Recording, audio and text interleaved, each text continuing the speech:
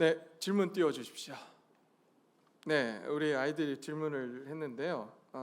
아이들이 할 수 있는 질문들이 많이 나왔습니다. 발치, 낯가리, 타작마당, 까부르다는 뜻이 무엇인가? 라고 물었는데요. 아마 어른들 중에서도 모르시는 분들이 좀 있을 것 같아요. 자, 발치라고 하는 것은 누울 때 발이 가는 방향을 의미합니다. 발의 방향. 그 다음에 낯가리라고 하는 것은 나달이 붙어 있는 곡식 단을 의미하고요. 타작마당은 타작이라고 하는 것이 곡식의 이삭을 떨어서 나달을 거둬들이는 일이거든요. 그래서 타작을 하는, 이삭을 떨어뜨려서 나달을 거둬들이는 그러한 마당을 의미합니다. 까부르다는 뜻은 무슨 의미냐면 키를 위아래로 흔들어서 곡식의 티 혹은 쭉정이를 걸러내는 일을 의미합니다. 키가 뭔지 또 모르시는 분들이 또 우리 아이들이 있을 것 같은데요. 나중에 그거는 우리 청소년부에서 또 잘 보여주시면 감사하겠습니다. 두 번째, 중동 여인들이 남자에게 다가가는 일반적인 방식인가요? 라고 했거든요. 지금 루시 보아스의 밤중에 보아스에게 가서 그 이불 들치고 그 안에 들어가는 그러한 모습이 당연한 것인가, 일반적인 방법인가? 그렇지는 않습니다. 오히려 중동에서는 남자와 여자가 유별하고요. 그래서 심지어 그 얼굴 위에는 몸을 보여주는 것을 금하고 있죠. 자, 그런 보수적인 나라들이 중동 나라들입니다. 자, 세 번째, 보아스가 보리를 까부는 시간이 왜 저녁 가까이일까요? 낮에 하지 않고 그 밤에 했다라기보다는 날이 중동 지방 날이 더우니까 아마 저녁 시간에 아마 일을 하지 않았을까 생각을 한번 해보고요. 보리를 까부르는 그 시간이 정해져 있지는 않았을 것 같습니다. 하루 종일 해도 부족한 일이기 때문에 아마 하루 종일 하고 또 저녁 시간이 되어서는 쉬고 있을 거다, 이렇게 생각을 이렇게 지금 이야기를 하고 있는 것 같아요. 자, 네 번째, 대부호인 보아스는 왜 종들에게 일을 시키지 않았나요? 종들이 일을 했습니다. 종이 일을 했고요. 보아스가 함께 그 자리에 있었고, 특별히 이제 곡식단을 지키는 시간이었어요. 곡식을 이렇게 쌓아놓고 도둑들이, 그 당시에 도둑들이 많이 있었다고 합니다. 그래서 주인과 함께 종들이 그것을 지켰다고 합니다. 루시 발치를 들쳤을 때 보아스는 어떤 기분이었을까? 그거야 놀랐겠죠. 그걸 말을 어떻게 표현할 수 있겠습니까? 네, 무지 놀랐을 것 같고요. 그다음에 그 다음 이야기는 18세 이상의 이야기라 더 이상은 못하겠습니다. 자, 그 다음에 보아스가 부자인데 집을 지키는 경원이 없었나요? 룻이 어떻게 들어갔을까요? 여기는 집이 아닌 상황이고요, 들판이었던 상황입니다. 그래서 쉽게 접근할 수 있었습니다. 7번, 나오미가 왜 룻에게 이런 식으로 명령했을까? 이런 식이 어떤 식입니까? 오늘 본문에 나오는 그런 식이죠. 자, 요거는 제가 본문을 이야기하면서 또 이야기를 하도록 하겠습니다. 네, 우리가 계속해서 룻기를 살펴보면서 우리는 보아스에 대해서 많은 이야기를 했습니다. 여러분, 보아스가 굉장히 훌륭한 인물이었죠. 보아스와 같은 그러한 아버지들이 많이 일어나기를 원한다라고 말씀을 드렸고, 또 그러면서 보아스가 어떤 사람인지 제가 말씀을 드렸습니다. 일꾼을 인간답게 대하고 수고와 격려를 아끼지 않았던 그러한 사람이었습니다. 또한 여인과 이방인을 보호하고 배려했던 사람이 바로 보아스였습니다. 친족들에게도 자비를 베풀었던 멋진 사람이었습니다. 이렇게 보아스가 이러한 삶을 살아갈 수 있었던 이유는 단 한 가지였어요. 다른 것이 아니라 하나님을 알고 하나님의 말씀대로 살아가려고 노력했던 사람이 바로 보아스였습니다. 그래서 다른 사람을 바라볼 때마다 누구의 형상으로 바라보았냐 하면 하나님의 형상을 가진 존재로 바라보았던 것입니다. 저와 여러분들이 옆 사람, 이웃들을 바라보면서 하나님의 형상을 가진 존재로 바라보시기를 간절히 소원합니다. 여러분, 지금 세상은요, 사람을 하나님의 형상을 가진 존귀한 존재로 바라보지 않습니다. 도구로 바라보고 대상으로 바라보는 사회에서 우리는 살아가고 있습니다. 특별히 돈이면 다 된다라고 하는 세상, 돈이 주인이 되어 살아가는 오늘날과 같은 세상에서는 이러한 일들이 너무나도 많이 일어납니다. 돈이면 다 된다라고 하는 이러한 세상 속에 또한 사람들은 자기만을 생각하고 살아가고 있습니다. 실제로 아직도 남미에서는 아이들과 여자들을 사고 파는 일들이 일어나고 있다고 해요. 우리가 생각할 수 없는 일들이 이 지구상에서 우리와 다른 세상에 사는 그 지역에서 일어나고 있습니다. 어떻게 이런 일이 있을 수 있을까라고 생각하지만 그런 일들이 실제로 일어나고 있고, 또한 우리나라에서도 불법 이민 노동자들을 인간으로 대하지 못하고 도구로 여기며 또한 다쳐도 그들을 치료하지 않고 그냥 고국으로 돌려보내는 일들이 일어났었던 것을 우리는 기억하고 있습니다. 또한 우리나라에서도 지난주에 말씀드렸듯이 각 도시에서 무차별 폭력과 무차별 폭행이 일어나는 것을 보게 됩니다. 이러한 모든 일들은 사람을 하나님의 형상을 가진 존귀한 존재로 보지 않기 때문에 일어나는 일들입니다. 하나의 도구와 하나의 대상으로서 물건처럼 여기기 때문에 이러한 일들이 일어난다라고 하는 사실입니다. 저희 교회는 적어도 이러한 일들을 보면서 하나님 앞에서 기도하고 옆 사람들을 바라보며 내 이웃을 바라보며 하나님의 형상을 가진 존재로서 서로를 대하는 귀한 교회가 되기를 간절히 소원합니다. 네, 그래야 돼요.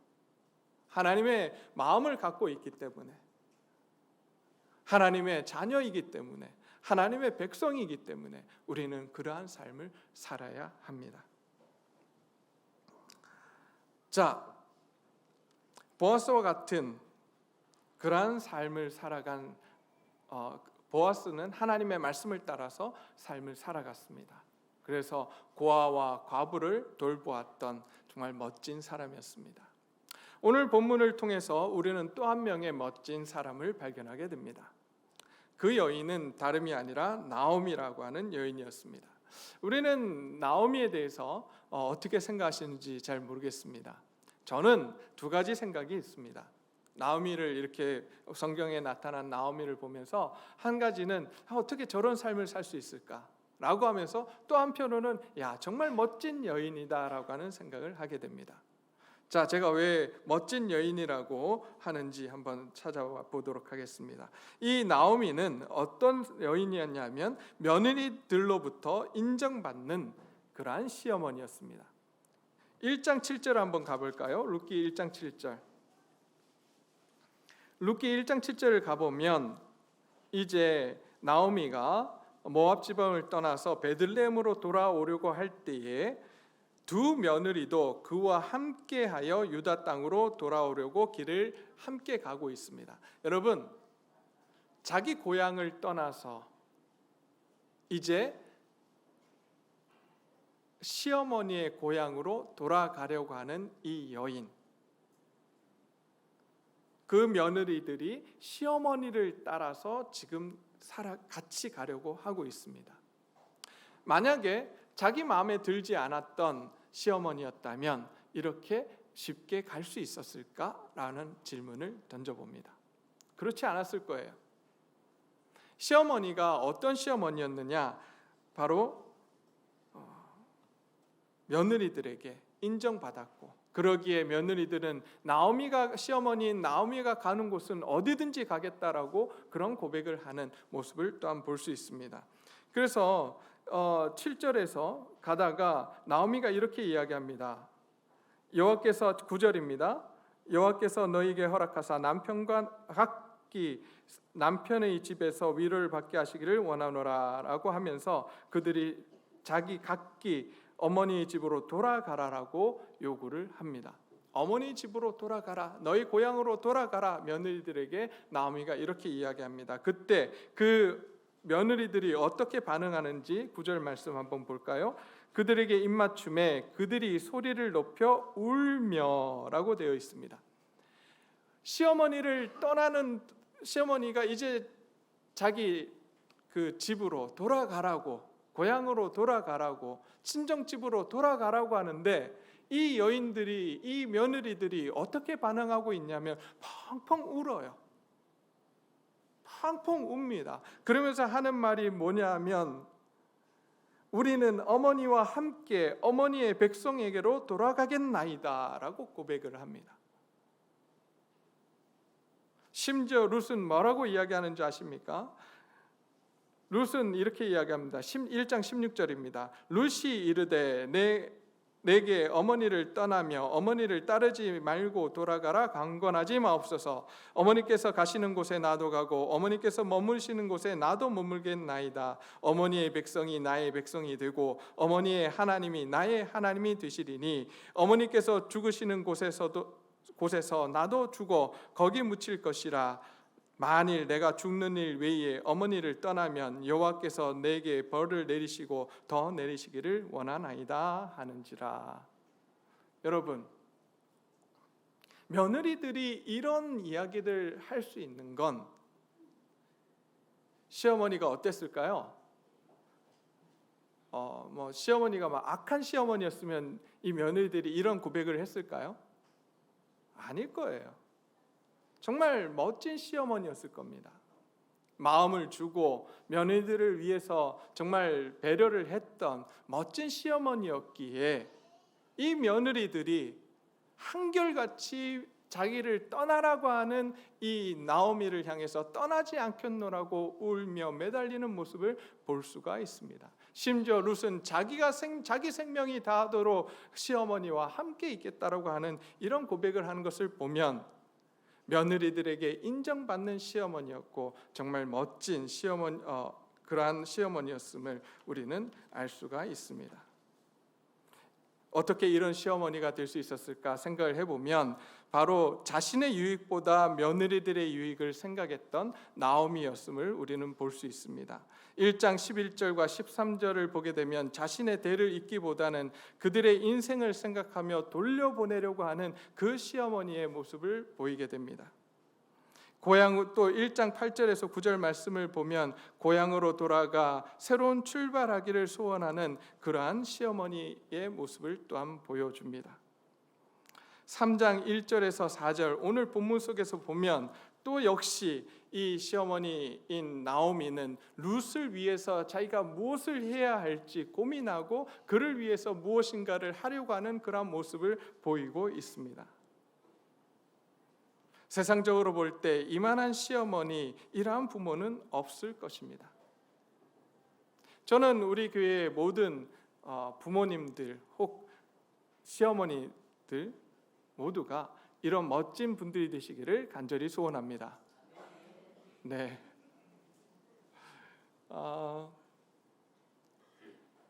며느리들에게 인정받는 그러한 시어머니들이 되시기를 간절히 기도합니다. 그런데 이런 멋진 시어머니이지만 이런 멋진 시어머니보다 더 훌륭한 시어머니의 모습이 있습니다. 그것은 다른 것이 아니라 바로 믿음의 어머니입니다. 믿음의 시어머니예요. 믿음의 시어머니가 되기 위해서 해야 될 것은 무엇이냐 하면 기도하는 것입니다. 여러분, 우리가 잘 아는 한 분이 있습니다. 모니카라고 하는 이름을 가진 어머니를 아십니까? 아세요? 모니카 아세요? 모르시나요? 성 어거스틴이라는 분은 혹시 아시나요? 네, 많이 들어보셨죠. 굉장히 유명한 사람이에요. 그 성 어거스틴의 어머니 모니카는 그 아들을 위해서 항상 기도했고 또한 그 기도를 통해서 결국 하나님 앞으로 돌아와 하나님의 일을 감당하는 하나님의 일꾼이 되었던 것을 우리는 볼 수 있습니다. 뿐만 아니라 성경에 나오는 기도하는 어머니들이 많이 등장합니다. 누가 등장합니까? 한나가 있었고 또 모세의 어머니 요게벳이 있었습니다. 자녀를 위해서 기도했으며 항상 기도하던 어머니, 그래서 눈물로 기도한 자녀는 결코 망하지 않는다라고 하는 말이 있을 정도로 기도의 능력은 놀랍습니다. 그러기에 멋진 어머니보다 더 훌륭한 믿음의 어머니가 있는데, 그 믿음의 시어머니 혹은 어머니가 누구인가? 기도하는 어머니입니다. 기도하는 부모예요. 여기 계신 모든 분들이 멋진 부모, 멋진 시어머니를 넘어서 훌륭한 믿음의 어머니, 시어머니들이 되시기를 간절히 소원합니다. 그러기 위해서 뭘 해야 된다고요? 뭘 해야 된다는 말에서 소리가 싹 줄어드시네요. 뭘 해야 됩니까? 기도해야 돼요. 여러분, 기도할 때 하나님의 능력이 우리와 함께 하시는 줄 믿으시기 바랍니다. 기도할 때 우리 자녀의 인생을, 나의 인생을 하나님께서 책임져 주실 줄 믿으시기 바랍니다. 기도하지 않고는 안 돼요. 우리가 앞에서 살펴본 나오미는 굉장히 멋진 시어머니였지만 그러나 훌륭한 믿음의 어머니는 되지 못했습니다. 그는 기도하는 법을 잃어버렸어요. 하나님 앞에서 무릎 꿇고 기도하는 어머니가 되어야 하는데 그러지 못했습니다. 그 결과 그는 중요한 것들을 놓치게 되는데요. 첫 번째, 무엇이 중요한지를 알지 못했습니다. 여러분, 시어머니로서 이 며느리들을 각기 고향으로 돌려보내는 것 대단한 결정입니다. 그렇지 않을까요? 혼자 가서 사는 것보다 그래도 과부 3명이 함께 모여서 살면 좀 더 낫지 않겠어요? 며느리들이 자기를 섬겨주지 않겠어요? 그런데 돌려보내려고 합니다.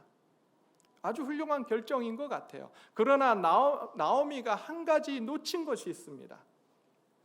행복하게 하기 위해서 며느리들을 자기 친정집으로 돌려보내는데, 여러분, 행복의 근원이 어디서 나옵니까? 누가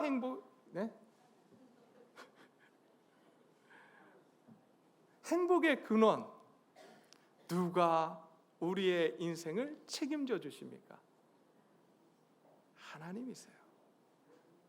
그런데 이 나오미는 오르바와 룻에게 자기 친정집으로 돌아가라고 하는 바람에 오르바는 하나님을 알 수 있는 기회를 놓칩니다. 하나님의 구원의 역사를, 하나님의 놀라운 은혜를 경험하고 하나님의 그 품 안에 들어올 수 있는 기회를 놓치게 돼요. 나오미는 알지 못했습니다. 하나님이 어떤 분이신지 알지 못했고 하나님의 능력을 알지 못했기에 기도하지 않았고, 그러기에 무엇이 인생에서 가장 중요한지 알지 못했어요. 저와 여러분들의 인생에 가장 중요한 것이 하나님이 되시기를 간절히 소원합니다. 우리 자녀들에게 물려줄 것이 돈이고 재산이고 명예고 권력이 아니라 하나님이 되시기를 간절히 소원합니다. 하나님이 되어야 돼요. 내 자녀들에게, 내 손자들에게, 손녀들에게, 손주들에게 물려줄 것은 다른 것이 아니라 믿음의 유산을 물려주어야 합니다. 내가 만난 하나님, 나의 인생을 책임져 주신 하나님을 우리 아이들에게 가르쳐 주어야 해요. 또 기도하지 못했던 우리 나오미는 어떤 결정을 내리는가? 잘못된 가치관을 지니고 살아가게 됩니다. 물질이면 다 된다라고 하는 세상 속에 기복적인 신앙을 가지고 살아갔던 나오미였음을 우리가 전에 살펴보았습니다. 6절 말씀에, 1장 6절 말씀에 그 여인이 모압 지방에서 여호와께서 자기 백성을 돌보시사 그들에게 양식을 주셨다 함을 듣고 이제 돌아가게 됩니다. 하나님의 돌보심이 양식을 주신 곳에, 풍족하게 하신 곳에 있었습니다. 하나님은 그렇지 않습니다. 우리가 어렵든 우리에게 하나님의 돌보심은 언제나 우리와 함께하고 계십니다. 그러나 나오미는 어떻게 바라봤냐 하면 하나님께서 물질을 주실 때만이 자기를 돌보신다라고 생각했어요. 물질 중심적인 가치관을 가지고 살아갔던 여인이었습니다. 뿐만 아니라 결과만을 중요시하는 그러한 여인이었습니다. 룻의 행복을 위해서 룻과 룻에게 이제 조언하고 룻에게 방향을 제시하는 3장 1절부터 9절까지의 말씀을 보게 되면 제시한 방법이 어떤 거였습니까? 오늘 본문 말씀 속에, 오늘 읽은 본문 말씀 속에 제시한 방법이 뭐죠? 밤에 몰래 가서, 그죠? 대낮도 아니에요. 가서 이렇게 직접 자기가 나서서 어떤 재판정이, 사실 정확하게 하자면 재판을 열어서 재판정에 가서 기업을 물을 자를 찾고 그와 함께 기업 물으는 그런 일들을 진행해야 하는 것이 바로 정상적인 방법이었습니다. 그런데 정상적인 방법을 사용하지 않습니다. 어떻게 해요?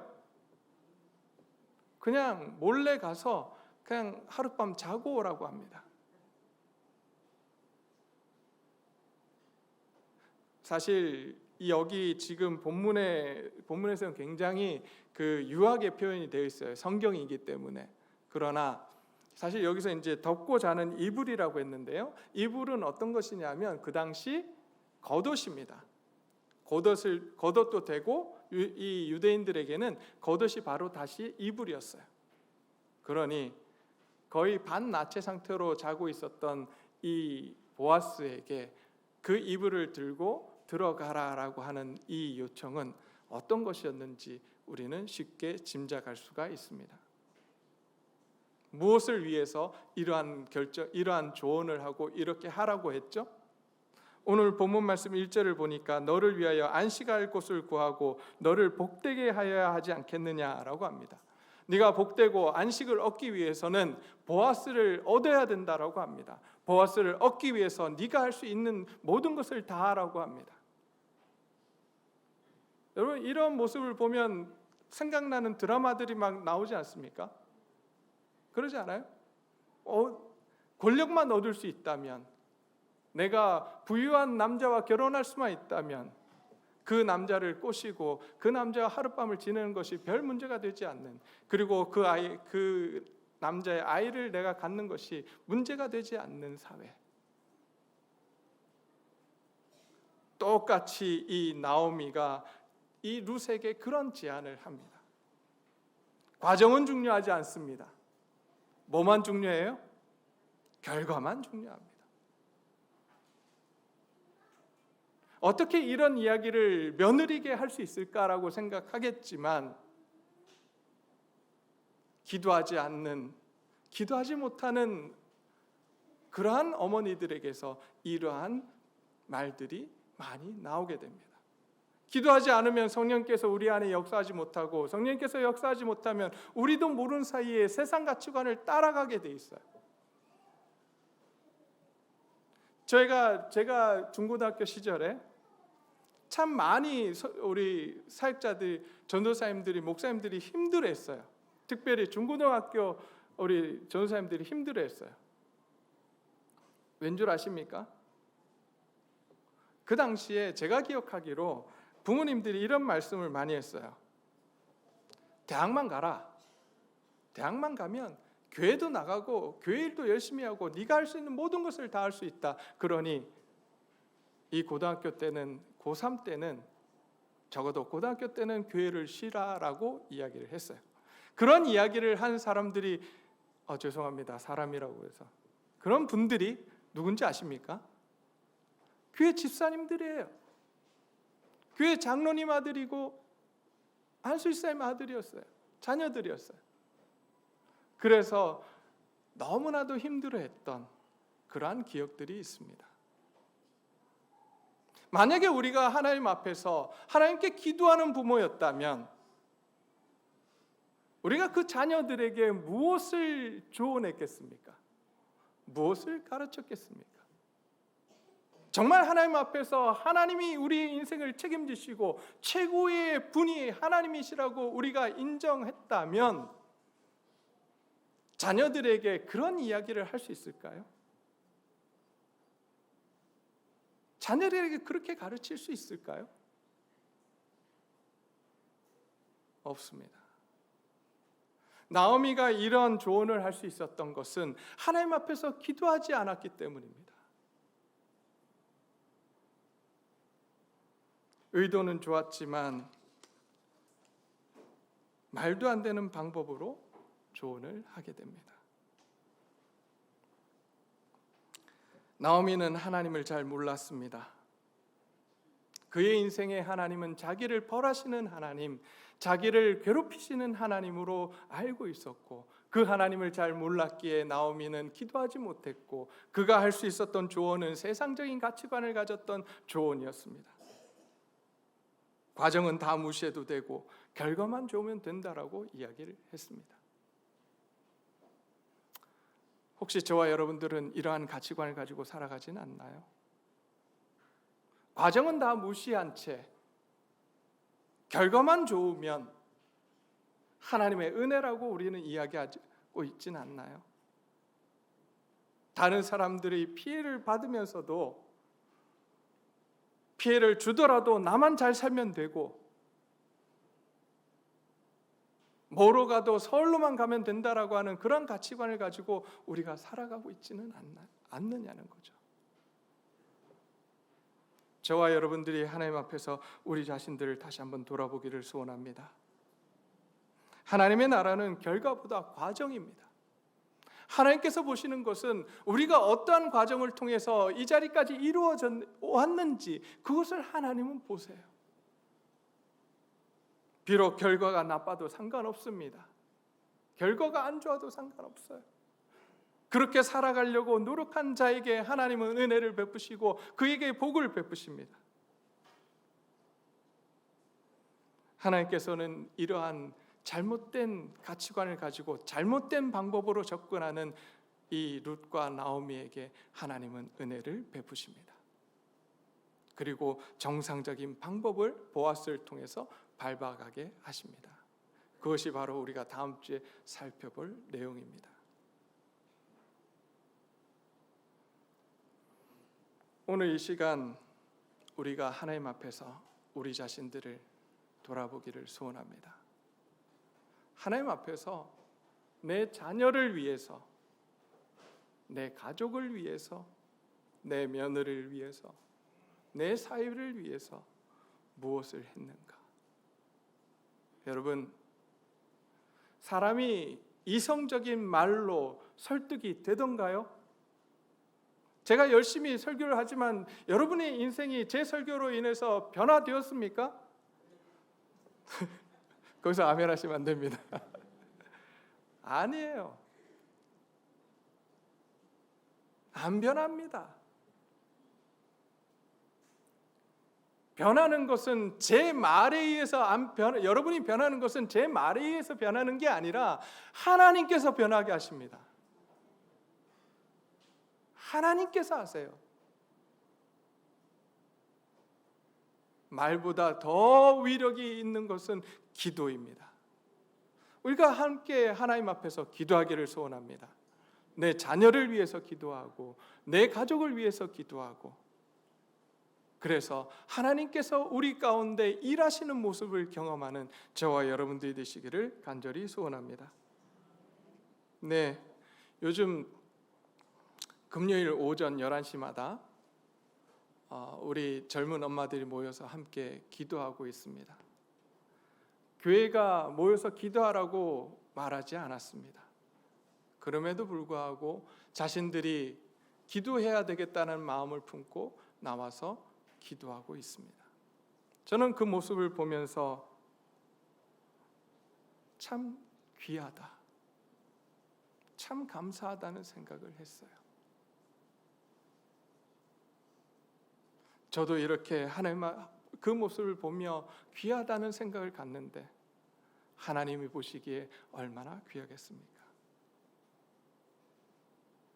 모여서 기도하든 그렇지 않든 우리가 우리 가족을 위해서 하나님 앞에서 기도하는 그런 부모, 기도하는 아버지, 기도하는 어머니, 기도하는 분들이 되시기를 간절히 소원합니다. 그렇습니다. 기도하는 자녀는 하나님께서 책임지십니다. 하나님 손에 우리의 자녀들을 올려드리기를 소원합니다. 우리의 자녀의 인생을 하나님의 손에 맡겨 드립시다. 우리가 얼마나 자녀를 책임져 줄 수 있겠습니까? 우리는 책임질 수 없습니다. 영원하신 하나님, 창조주 되신 하나님, 우리의 참 부모 되신 하나님께 기도로 우리 자녀들을 올려드리기를 소원합니다.